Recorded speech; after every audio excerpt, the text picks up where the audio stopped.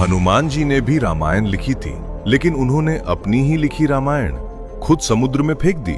और वजह ऐसी है जो आपकी। रावण वध के बाद जब भगवान राम अयोध्या लौट आए तो हनुमान जी चले गए हिमालय। वहां बर्फीली चोटियों के बीच वो गहरी तपस्या में लीन हो गए। लेकिन तपस्या के बीच भी उनके मन में बस एक ही नाम गूंजता था, राम राम राम। और उसी भक्ति में डूबकर हनुमान जी ने एक शिला पर अपने नाखूनों से लिखनी शुरू की, रामायण। सोचो, कलम नहीं, सिर्फ नाखून और अटूट भक्ति। सालों तक हर दिन हर पल वो पत्थर पर उकेरते रहे राम कथा। और इस तरह जन्म हुआ हनुमान रामायण का।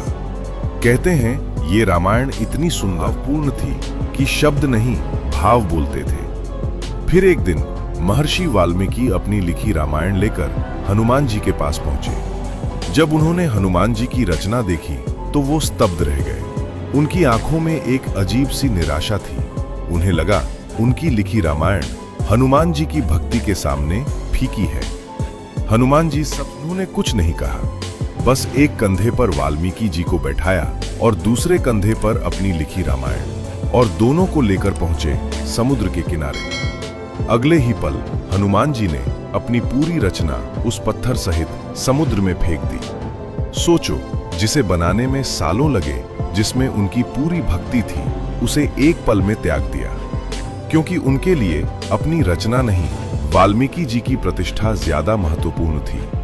सच्ची भक्ति जहां अहंकार नहीं, सिर्फ समर्पण होता है।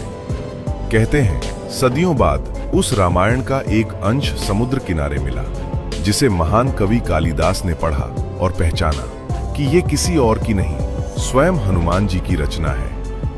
तो सोचो, अगर वो रामायण आज शायद दुनिया की सबसे महान कथा होती।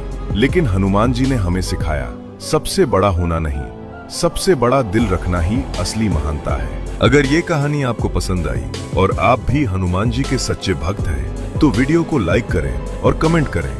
जय श्री राम।